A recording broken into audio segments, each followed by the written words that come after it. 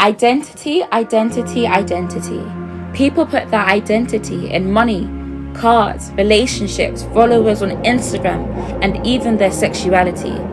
This is our generation's current mentality. Girls want a man's attention, so they dress inappropriately. Or maybe they flirt and talk seductively. And now no one cares about modesty, because if men think you're attractive, I guess you're pretty.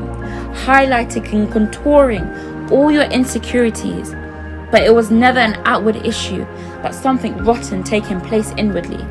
Men think they have made it if they have a good car, a big house, and a lot of money.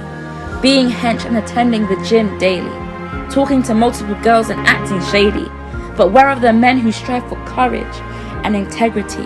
Where are the men who are more concerned on making a positive difference, impactfully?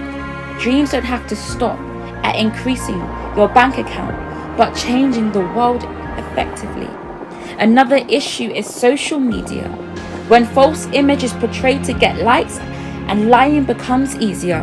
When people have masses of crowds as followers, but only a handful of followers are your real friends and destiny helpers. It's funny, we can know so many people, yet feel so lonely, isolated and bitter. And don't get me wrong, there's nothing wrong with having followers or supporters. But in times of test and trial, none of them will stick closer like a brother. So don't put your hope and trust in an Instagram follower.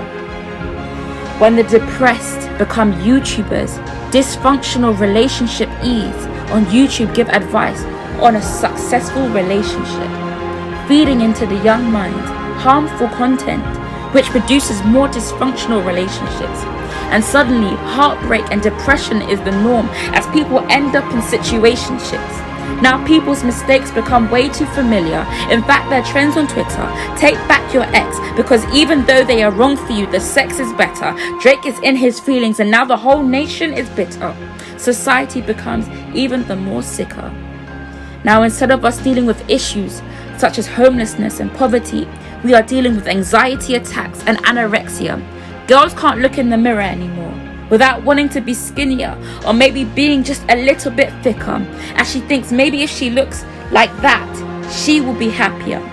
And finally, happy with the reflection in the mirror. But we all know human desire and want is limitless. It can travel here and back and around the universe. So plastic surgery becomes consistent and the world becomes more perverse as natural beauty becomes reverse. Now her mind is no longer attractive or how she serves, but it's all about her natural curves. Let's not forget race and color scheme. If Martin Luther King had a dream, why do we still stick to the same racial regime? Where being white somehow makes you supreme, or talking white now makes you uncool, or so shall it seem. Where being light-skinned and dark-skinned keeps creating steam. Now dark-skinned girls are trying out lightening creams, and light-skinned girls are always judged on their appearance, hurting their self-esteem. But baby, we're all on the A-team. If you're human, with blood that runs through your veins, we are all on the same team. We all get hurt and have problems, so why is racial discrimination still so extreme?